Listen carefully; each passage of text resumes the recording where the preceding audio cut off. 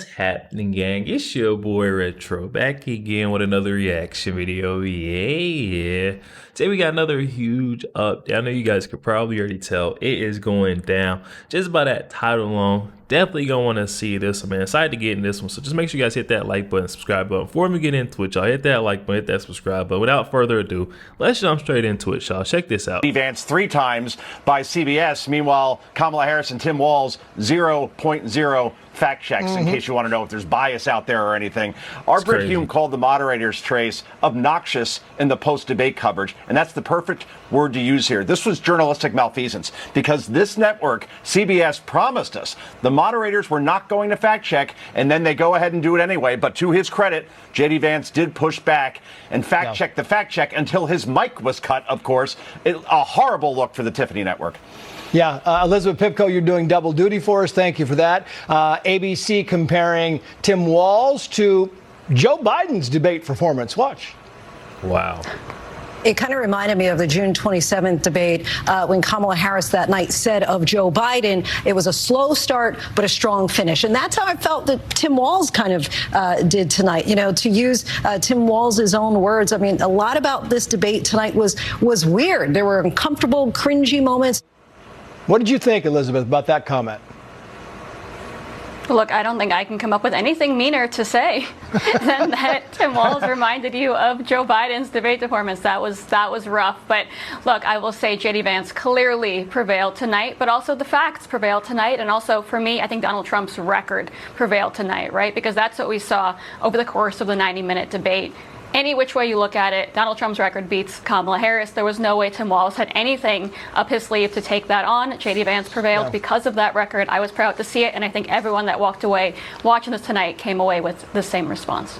And she makes a good point, Joe Concha, because I want to put this up. This is call for number 14, Frank Luntz, the ex-post. He says, at the first commercial break, my VP debate focus group says by a 10-3 margin that J.D. Vance is winning. And then he says that's a big deal since only 5 of them were leaning toward Trump, Vance, when the debate began. And by the way, the final tally ended up 12-2 in favor of J.D. Vance. I'll get both of you to answer this question. You first, Joe.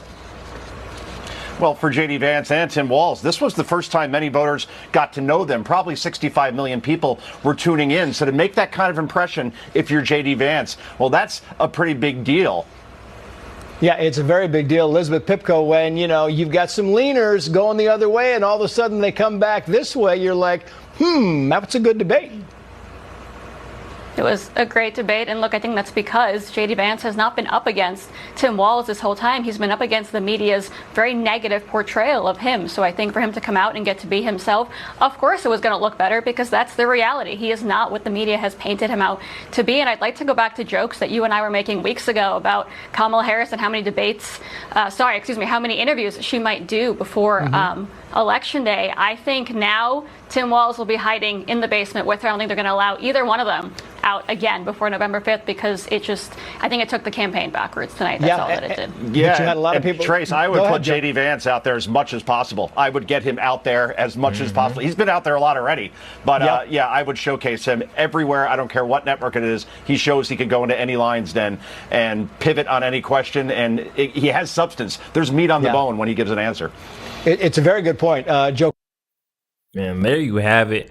J.D. Vance, man, making Donald Trump proud, making everyone that, you know, supported Donald Trump to begin with was a little bit leery, like, who's J.D. Vance? This right here, I feel like that debate showcased who J.D. Vance is and why Donald Trump picked him. I mean, he wiped the floor with that guy, Tim Walz. Check this out. Tweet coming out from George. He said even Chris Cuomo is blasting the CBS moderators for trying to fact check J.D. Vance. Yo, take a look. When they were talking, at one point, Vance wanted to correct something about how Haitians got into this country. Right. And he was right, and the moderators wouldn't let him correct it. It's very interesting. Margaret, but thank you, Senator. We have so much to get to. Margaret, I think it's important because we're going to turn out of the economy. Thank Margaret, the rules were that you guys weren't going to fact check, and since you're fact checking me, I think it's important to say what's actually going on. Thank you, Senator. Facilitation of illegal immigration, Margaret, by Thank you, Senator, for describing the legal process. We have so much to get to, Senator. Those laws have been on the books since 1990. Thank you, gentlemen. The CBP app has not been on the books since 1990. It's something that Kamala Harris created.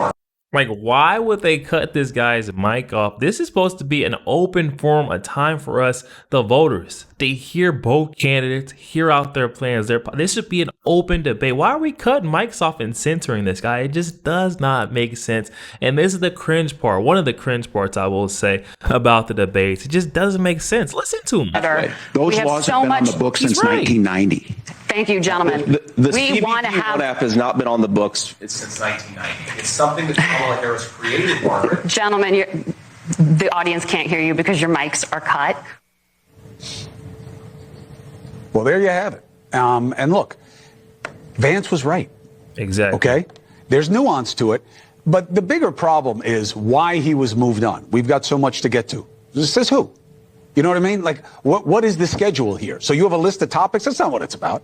It's about how the American people can access these two men and the two theories and the narratives, and you got to let them have their speak, because now you created a story where you're the problem, which Exactly. You're creating a story which you're the problem. You're not letting these two candidates go at it. We can really get both their viewpoints, their stances, and they can speak for their running mates. We're getting you trying to give your narrative of what happened. And that's what it was all night. If you notice, they spent half, or I would say 75% of the night, speaking about Donald Trump and clarifying his quotes, whereas Kamala Harris was brought up maybe, I wouldn't even say a fourth of the time. And it's absolutely crazy. Listen to what Scott Jennings had to say. It's pretty clear. Vance outclassed Walz tonight. I mean, I was watching this and all I could think of was, man, Walz is so in over his head. I mean, can you imagine this guy sitting in the White House Situation Room with that facial expression that's like 50% sheer terror and 50% extreme bafflement? I mean, it was amazing. The split screen difference between a competent Vance and a totally in over his head Walz. I was saying this guy was on his heels, especially after they came back from that first break. This guy, Tim Walz, was absolutely flustered. He was trying to hurry and, scramble for answers. He was on his heels. I mean, he just did not look or seem comfortable whatsoever. JD Vance was cool, calm, and collect the whole entire time, through and through. The split screen difference between a competent Vance and a totally in over his head Walz. The answer on why he lied about his trips to China and the Tiananmen Square thing was probably the worst VP debate meltdown since Stockdale in '92. Who am I and why am I here? It was 2.5 minutes of absolute terrible. For Vance, night of redemption. All the political media has told us that Vance was a terrible pick and Walz was going to bring in all these voters. That charade is now over. Walz does not belong at this level of American politics. Vance does. Final verdict, Tim Walz wandered into the wrong bar tonight. Woo! It's the wrong spot. And I mean, honestly, Scott Jennings calling exactly how I feel like all of America's seen it.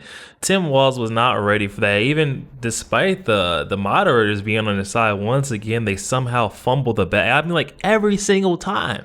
They've got everything, stacked on their side in their favor, and somehow they still fumble it. It doesn't make sense. Tim Walz seemed very nervous tonight. Now, I kind of walked away with the impression, I guess maybe I felt, maybe this is the reason he doesn't do interviews. He seemed, did it come across as nervous to you? Honestly, I didn't notice it, man. Adrenaline's going so much. I was nervous. I mean, hell, like I do a lot of these interviews, Sean, but I was nervous. It's the biggest stage of my life. So I didn't focus so much on his demeanor. I just tried to focus on what he was saying. And look, to be fair to Tim Walz, he had a very tough job, and that is to defend the policies of Kamala Harris. This is a great moment. And that's mature. I would say that's very mature, and that shows how much of a class act this guy, JD Vance, truly is. And I've been preaching this, man.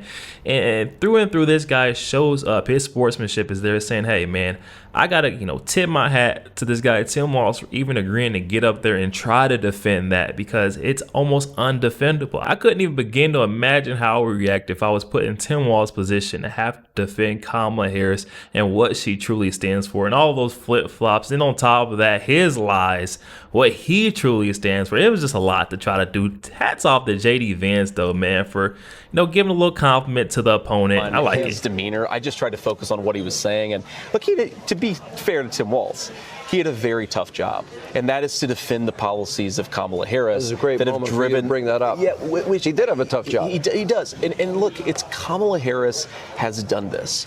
Her policy failures have made food, housing, energy unaffordable. We just need a change in this country. We need to get back to the common sense leadership of Donald Trump. I'm not surprised that Tim couldn't defend that record. Who could? If you put me on that debate stage, I mean, you clearly think I did a good job. I hope that I did a good job. But if you asked me to defend Kamala Harris's record, I'd melt into a puddle because there is no defending what she's done the last 3.5 years. Melt into a puddle is funny. Yeah, I feel the same exact way, JD. I couldn't even begin to imagine how it would feel. Then I'll end it here. I just wanted to show you something I thought was very real. This was a tweet. This actually came from JD Vance himself. And let me try to make it a little bigger for you guys. He's saying, I know a lot of you are worried about paying the bills. It's going to stop when Donald Trump brings back common sense to this country. I mean, that statement right there, it just all makes sense. Kamala Harris is throwing out little roundabout policies. I'll do this, $25,000 for first-time homeowners, $50,000 tax credit, small business. I mean, the child, all that stuff. It's like a little roundabout thing. We need some meat and potatoes. We need some real motion. We've seen what you've done for the last 3.5 years versus comparing what it was like when Donald Trump was in office. And I'm not even sad to say it. Happy to say this guy was miles ahead of your campaign, and we just don't want to give you guys the wheel anymore. Pass the sticks. Your turn is up, guys. Definitely up in the comment section, though. Let me know your thoughts. Also, make sure you guys hit that like button, hit that subscribe button. If you'd enjoy more content like this, catch you guys on the next one.